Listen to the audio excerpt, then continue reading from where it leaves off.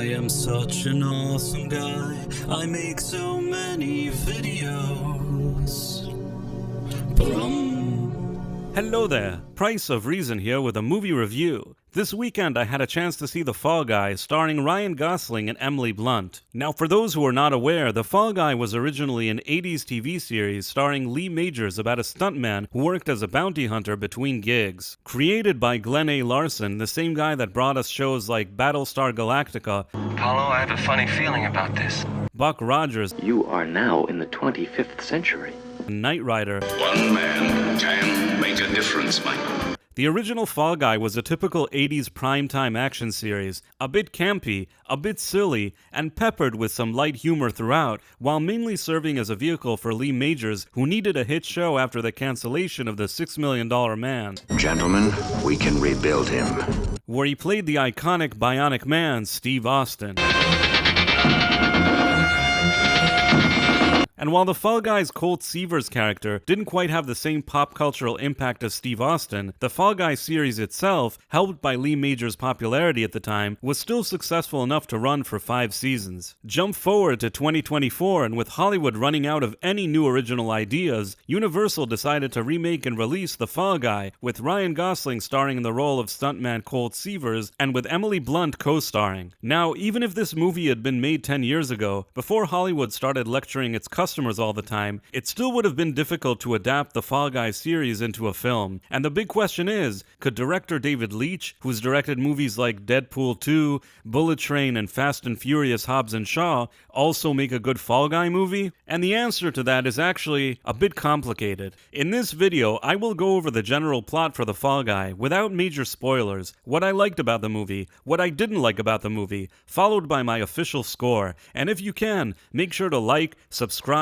follow, and get notifications, as it would really help my channel. The Fall Guy starts off with successful stuntman Colt Seavers getting injured on the set of a movie, an injury that would have him step away from his work for 18 months, while also effectively causing him to end his relationship with his camera woman girlfriend Jodie, played by Emily Blunt. Anyhow, Colt receives a call one day from a film producer he knows to come work as a stuntman again last minute on a movie where his former camera woman girlfriend is now the director. Interested in winning her back, Colt agrees to fly to Australia for the shoot, but it turns out that the producer actually had an ulterior motive for inviting him. You see, the star of the movie, Tom Ryder, who's known for getting into trouble, has disappeared, and it's up to Cole to find him and bring him back to the set. During this time, his former girlfriend director Jodie isn't aware of the problems her own movie is facing, as Cole tries to balance between solving the mystery, fighting off some bad guys, and rekindling their romance. Now, if we're being honest, going into this movie, I didn't really know what to expect, and based on the marketing for the movie, who could blame me? Based on the trailers I had seen, I couldn't quite figure out if this Fall Guy movie was supposed to be an action movie, a straight-up comedy, or a romantic comedy, and in some ways, that's actually the problem with the movie itself. During the first hour of the movie, especially in the early part of the second act, it seems to constantly shift in tone, making it feel uneven and unfocused at times. In that sense, I would have to say that even the campy 80s series was more decisive in its overall creative direction. And if I had to speculate as to why the movie isn't decisive, it's probably due to a classic case of too many studio executive chefs in the kitchen. On the one hand, the studio likely wanted the movie to appeal to a female demographic who liked Gosling in movies like Barbie and The Notebook. On the other hand, they wanted Gosling to appeal to a more dude bro comedy crowd, but then they also wanted this to be a legitimate action movie with a real mystery for fans of that genre. However, if I were the studio, I would have leaned even more into the action aspect, with only a touch of humor, and I also would have minimized the rom-com element just a bit. I mean, it's okay that Colt has a more sensitive side here when talking to Jodie, but if Gosling is to be taken seriously as an action star, you can't make him too emotional. This movie dwells on his relationship with Jodie more than it should, at times even slowing down the pace of the actual plot, which I think is completely unnecessary. With all due respect to Gosling's performance as Ken in the Barbie movie, keep in mind that women only like that movie because they grew up playing with Barbie dolls, and men actually didn't like that movie because it was complete and utter shit.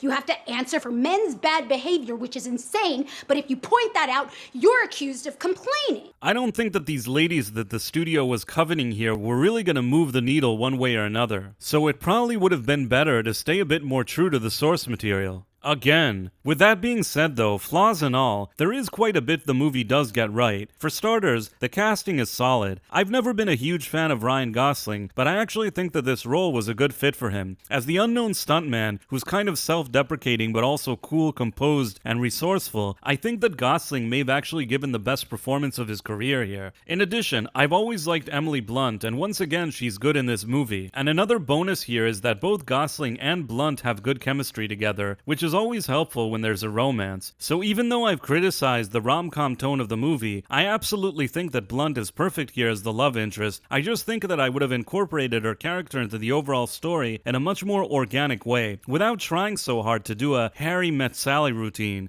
Hi. Hello? Aaron Taylor-Johnson, Winston Duke, and Hannah Waddington are all solid in their roles as well, and to the movie's credit, I also think that once the pacing picks up in the middle of the second act, there are some well-directed action scenes, and the movie eventually does find its footing. And by the third act, it actually becomes a fun and humorous spectacle, with some cool stunt work on display, and a rather satisfying overall conclusion to the story. The movie even finds a way to give a tip of the hat to the original show, and I think that it's done rather nicely and respectfully. And regardless of my review, another issue that will probably affect the Fall Guys' chances of succeeding is also its unreasonably high budget. Apparently, even after a bunch of tax credits from the Australian government, this movie still costs about $130 million to produce, which means that it has to make at least $325 million worldwide in order to be profitable. And perhaps the hybrid approach to the film's tone and marketing ultimately had something to do with how much money Universal had spent making it and how stressed they are to make it all back. In all honesty though, I think that these big Hollywood studios should start scaling down these big budget productions. Just recently, Godzilla Minus One was made for only $15 million, and it was a high quality, profitable film, so there's really no reason that Hollywood studios have to spend so excessively on movies like The Fall Guy. And at the end of the day, the real shame here is that as opposed to so many Hollywood movies that I see these days, The Fall Guy never felt like it was attacking its audience or pushing heavy-handed messaging. It felt like it was made by people who actually like making movies, and it was overall fun and rather entertaining. A movie that with more economical and strategic planning could have actually been considered a financial success. And even though I've pointed out things that perhaps could have been improved in it, not every movie I see has to be perfect, especially if it's a lighthearted and rather breezy popcorn flick like The Fall Guy, which provides some decent escapism without ever weighing viewers down. If I had to give this movie a score with anything below a 60 considered a failure, I would say that The Fall Guy gets a 75 from me, which means that while it has some flaws, it is still rather enjoyable and an overall decent time at the theater. And if you enjoyed this honest review, please make sure to like, subscribe, follow, and get notifications. Thanks for watching, my friends. Thank you, and good day. I am such an awesome guy. I make so many videos.